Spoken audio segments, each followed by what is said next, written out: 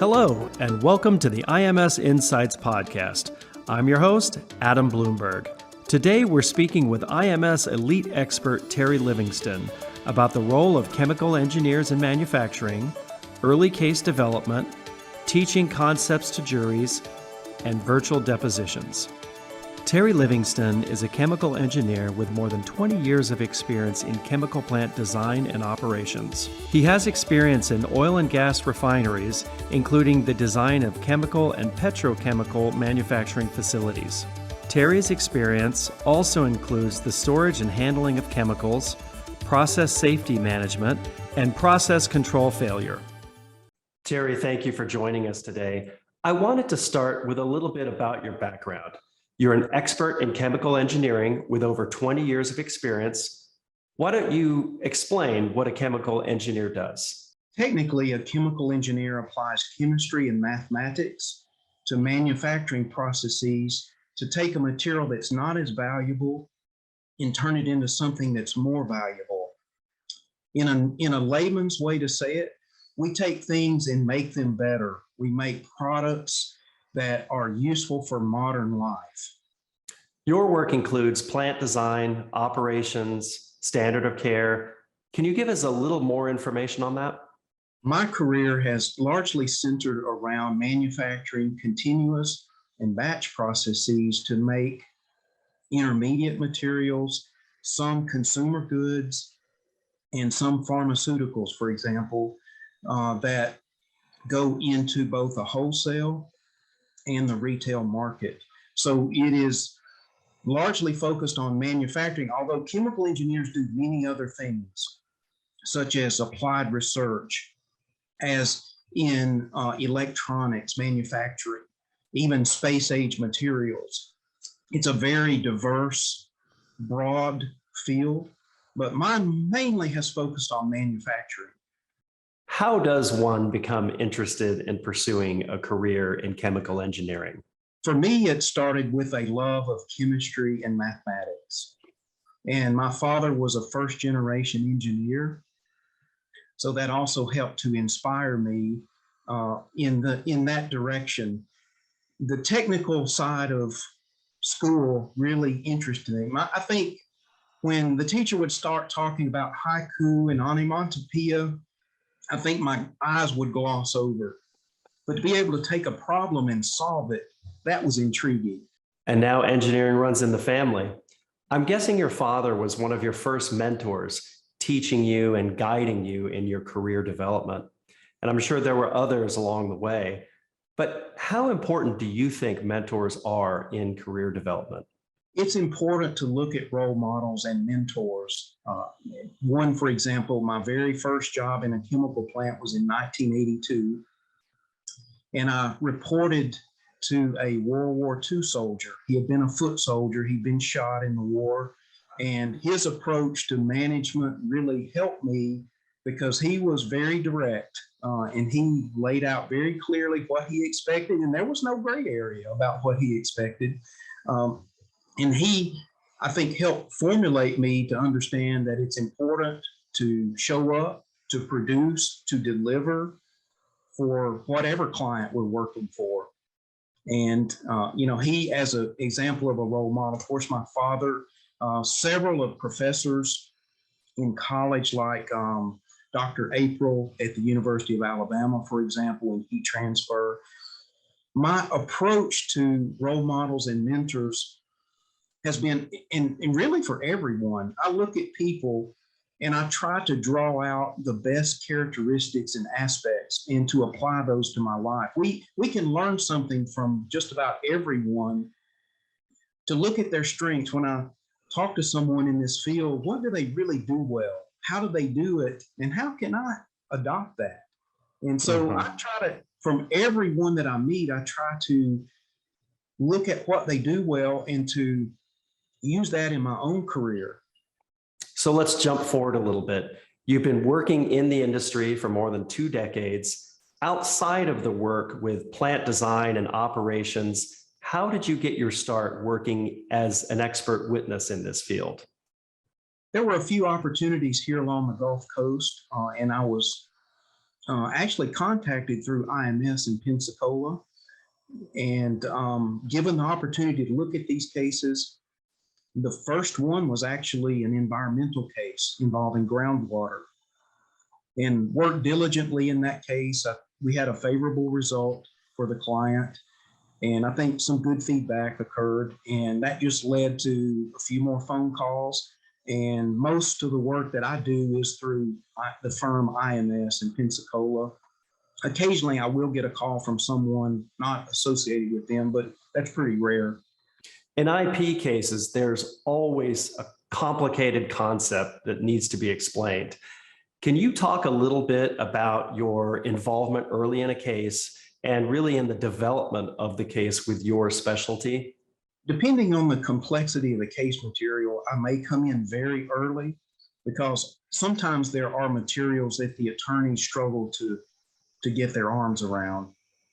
So I'll even help them and have helped them in discovery to ask the right questions. Let's get the correct material. Let's get the things that we need that are relevant. And in many cases, if we're dealing with chemical reactions, if we're dealing with complex materials, they need some assistance to really understand even what to ask for. So that is a real key role that I play in early case development and discovery. In some cases, the material may be more understandable or amenable to attorneys, and then I'll come in, they will provide me those materials, and then I'll develop opinions based on what they give me. That also happens quite often, but I think, Adam, it really depends on the complexity of the technical material. When you're being deposed, your audience is the opposing counsel, your counsel that's present in the room with you, but ultimately the audience is the jury and the judge. What's your approach to educating this wide audience when it comes to these complicated concepts like chemical plant processes, associated technologies, and I guess any jargon along the way? Well, first of all, if it's possible, I try to present the material in a way that is no more complex than it needs to be. So there's no need to involve jargon or lingo that's not part of everyday life if it's not necessary. However, there are situations, and it's happened to me, where we must talk about a very complicated technology or product, material. And I try to use everyday analogies. I will take the chemical engineering situation and translate it into something that you and I and everyone deals with in everyday life. In many cases, we can take something very complex and compare it to something in our lives, and then we can all understand it. A couple of examples, we were talking about the effect, the Reynolds number of forcing factor of clearing materials in a packed column. Well, Reynolds number is sort of nebulous and abstract to most people, but the way I could explain it is it's very similar to washing dishes, where using the faucet with just normal water pressure, the dishes don't get very clean. Mm-hmm. But when we pick up the spray wand and now we have velocity, the cleaning effect is much better. And that's what's happening in the distillation column. But that's an analogy that we all can relate to. The velocity of the material helps clean the column. It helps clean the dish, as an example. So those type of everyday analogies is helpful to the jury, I think, so we can all get our arms around some of the issues in a case. That's an excellent analogy of flow patterns. Sounds like you're prepared with a lot of those sorts of examples. Well, it is important to me to be very well prepared. And so I find I always try to be very well prepared for a deposition, and especially for cross-examination. I think that really lowers the stress level to be able to be prepared and be confident, knowing that you have the material under your control, you're very conversant in it. So in terms of the technical side of it, I'm very comfortable with the deposition and cross-examination. And I also try to steer clear of issues that I didn't opine upon in the report, or that may be more legal matters. I want to talk about science, chemistry, engineering, and as long as we stay on those topics, I'm very comfortable with it. There are situations where you have a large audience. In one case, I knew that there were dozens of attorneys on each side watching the examination in another room virtually, and then others remotely. So it's important to be careful the way that you phrase things, the way that you characterize things. But I will say, even in that case where I was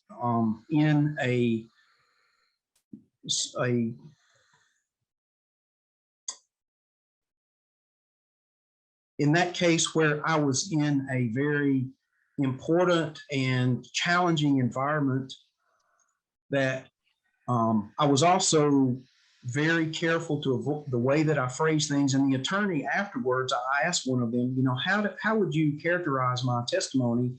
And the attorney said, I wouldn't change one single thing.